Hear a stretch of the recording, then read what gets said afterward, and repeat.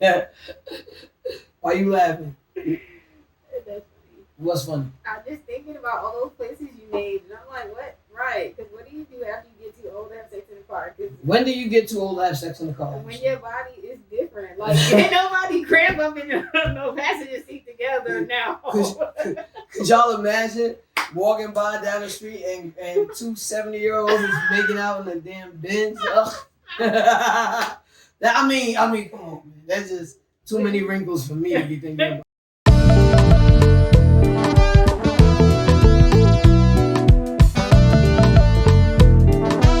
Hey, we're back on another episode of the Uneducated Educators, coming to you today talking about space in your relationships. Now, I'll start off because I've been in a relationship for 16 years with the same woman, and believe me, space is a necessity sometimes in a relationship. It has nothing to do with her per se, but sometimes I just need to get myself right. Come back to me, see what my thoughts are, get myself together mentally so that I don't say nothing stupid, I don't do nothing stupid. You know what I'm saying? Because sometimes you be in a bad space and you really can't explain it. You just need some time. Also, sometimes in a relationship you just want to be alone. You know what I'm saying? You are in a relationship, so you understand that 16 years is a very long time to be with somebody. But sometimes I just want to play my PlayStation and not be asked any questions or nothing at all. Ash, what about you? How's it? How important is space in your relationship? Okay, so I'm not a clingy type of girlfriend. Um, I'm okay. I'm weird. I feel like if we're in the same room together, we should be talking. Okay. But if I'm in the living room and you're in the bedroom, I don't care. Like, Wait, can I just say something to what you said just now? I've been in a relationship for 16 years, and there's plenty of times when we're in the room we don't say a word. yeah. So And let me explain something how good that feels. And then sometimes she'll be like, "You hungry, right?" And I'll be like, "Hey, you know what I'm saying?" That's just how things are in a relationship. exactly. But that's good sometimes. Okay. So a little backstory of our relationship. We were together on and off. Well, we were together for 2 years, then on and off for 2 years. Then we broke up for 4 years, four and a Wow. half, and then we just got back together. I learned a lot in the time we were together, in the time we were apart. I learned a lot about him. I learned a lot about myself. We also have a child together, so we've always been in communication over the last 10 years. Um, and well, 10 years since we met. Our child's only 6. Uh, so the first time we were together, it was like, why isn't he talking to me? And what's wrong? Did I do something to him? And I realized over time that it was something I had to learn about myself. Because why am I wilding that this man is sitting in the room with me and I'm going crazy and he's enjoying our time, like you said. So now it's like, okay, now that I found peace within myself, we sit in this room together. We're not saying anything. We're just actually watching our movie, or he's on his phone, I'm on my phone, and it feels great, like you said.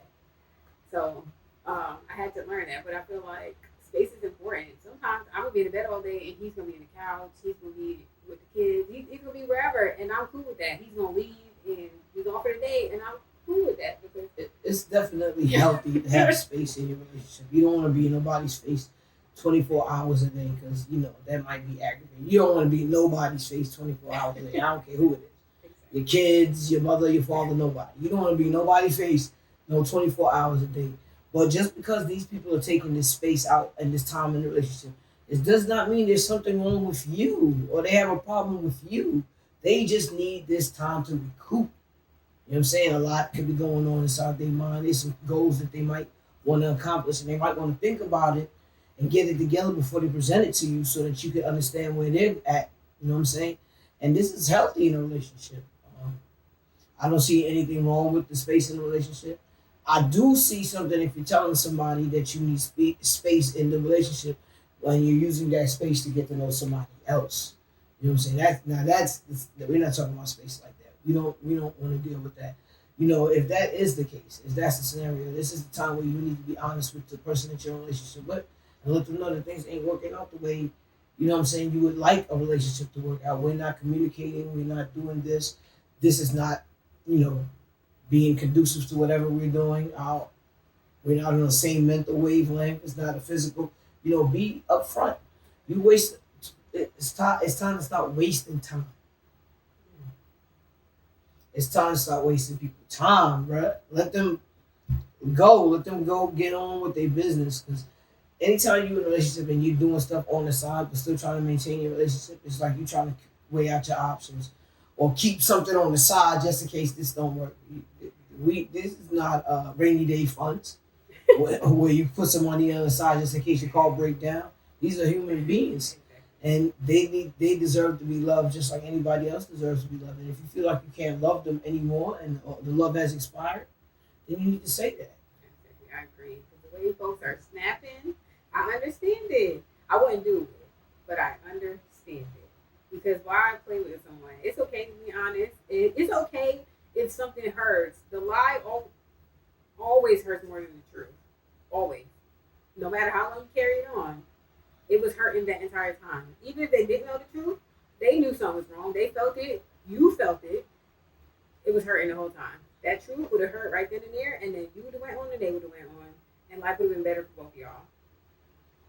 Well, I mean, imagine, some people take the space out in a relationship to figure out something to do differently with you. You know, they, I don't know, but like sometimes I just need space, and it's in a relationship that's long term. People been together a long time. Yeah, you don't even have to mention it to them. They understand where you're at with that, and I understand that that's a beautiful thing when a relationship is at a point where you know each other enough to know what each other's going through, and you just giving them their time and space to get themselves together. Because eventually, if they're that mate, they will come to you and let you know what's going on with them, so that you can help or reassure or support. You know, not judge or make them feel bad for whatever it is that they're thinking. But it's always good to have somebody that you can talk to, and it's beautiful if you can have a mate that you can talk to, because definitely then all your business can stay in home, at home and in the streets, and people dragging you through the mud based on some of the decisions you want to make in your life. So, what do you do about space when you're upset? Because me, I can't do space. If I'm upset, we gotta talk, or I'm gonna write a paragraph in my phone, read it over, make it nice, and then I'm probably either gonna say it or send it to you. Well, quite honestly, when you're angry, it's not a good time to talk anyway. Because 9 times out of 10, you end up saying stuff you really don't mean. You haven't thought about what's really going on or analyze the situation. So you come back, you trying to cut throats. You know what I'm saying? Some people, when they argue, they get down to the nitty gritty. And this is a bigger thing for me. This is why probably a lot of people can't be honest in their relationships. People tend to use some of the stuff that you tell them to hurt you. But I want to explain something about that. And this is if it's true and you told your truth, that means you already acknowledged it. You already know. How can somebody hurt you with something that you already know? You know what I'm saying? It already happened to you. They can't hurt you with that. But what they can do is show you who they are. You know what I'm saying? The type of person that when it gets down to the nitty gritty, they'll go for the jugular. You know what I'm saying? So that's not healthy. And what I'm trying to promote is healthy relationships, because with a healthy relationship, you bring healthy children. A lot of people do things for different reasons. We don't know all their reasons, but if you get the time to take the time to talk to them, then you might find out their reasons. It's a lot of things people do that bothers me, and I mean, I can't be mad about that, but that's just people. They do a lot of stuff that bothers me. I don't think because you don't do good with the men that you choose, because you don't take the time to get to know yourself, you start messing with women, and then when that gets boring or tired for you, or it's not what you thought it was, meanwhile this woman is all in love with you, you going to sleep with men while you in a relationship with this woman. That's not cool. These things aren't cool. If you take the time and some space in your relationship to take care of who you are, then you won't find yourself doing a lot of these things that you're doing in these relationships. But even before getting into a relationship, you need to get to know who you are first. And that's physically too. Because if you know who you are as a person, mentally and physically, you only bring goodness to whoever you are combined with, because you know who you are, so you know exactly. And then you can explain that, express that to the person, so they know who you are, and they know what it is that you like and don't like in relationships, so that it could be open communication and y'all can get stuff done. You don't say nothing, that person can't guess. I'm glad you said physically too. Okay, this one is for the ladies, right? Leave your man alone if he want to go have some space to himself to watch porn. As long as it's not an addiction, it's okay. It's okay. What? Women be complaining, oh, he all over me, da da da. Okay, well let him be all over himself. As long as he's not all over somebody else and he's not doing that more than he want to do something with you, that shouldn't be a problem. Physical is important. Listen, Women can do it too. women can do what too? They could get to know themselves too. What you talking about, like as far as masturbation? Yeah. So you trying to say that men only watch porn so they can masturbate or something? If that's what they do it for, what else are they doing it for? They might be learning tips and tricks, but I'm just saying, if he wants some space so he can masturbate, I don't see the problem. But what is the idea behind that? You allow you not having a problem with him going off to masturbate? Because what if he wants to have sex and you don't want to have sex? He gonna masturbate? I mean, yeah, I don't see a problem with that. But what will be a problem for a woman, especially if she's There not in the are mood a to have lot sex? of women who feel like the man has an issue for even watching porn. They feel like I don't. It's crazy. I see it in a lot of women's groups. Like when they chat on social media and stuff, and they're like, "Oh, he's watching porn. It's so disgusting." So it's natural. He is minding his business, and that's it. Just like if he watches porn that women don't look like you. Okay, that's fine. He could like it's billions of people in the world. It's okay for him to like someone that looks different than you, as long as he gets up and makes a choice to be with you and chooses to be good to you and do everything that he should do in a relationship to have a productive, healthy, whole life with you. That's not a problem either. I don't think that's a problem. Well, I mean, they can watch porn together as well, right? Yes, if the women didn't think it was nasty. And like watching it by itself. if a woman is too tired to have sex, there's other things that she can do. You know, hand jobs, oral. If I'm tired, I'm going to sleep. Right. But he could do it. I have no problem So with that. what you're saying? What you're saying? Yeah. Boyfriend comes in, starts tapping you on your shoulder, talking about some sex, and you're not in the mood. You're perfectly fine with him turning on some porn and masturbating alongside you, or you think he should? I think he should go in another room. Why? Is it gonna wake me up? Like, how is this working? I don't know. I don't know what was that I don't about. know how he gonna do that, but I don't see the problem. I'm sorry if I want to have sex. Like some days we're busy. We're busy. The weeks get busy, especially when you're working, parents, whatever you got going to school. Y'all schedules might be conflicting. Listen, if I have sex, please I'm tell me going in to the take care of comments. Tell myself. me. I'm not gonna I need some couple of people to answer me this. Are y'all women jealous that he's deciding to deal with his situation and not harassing you for the sex? Is that what it is?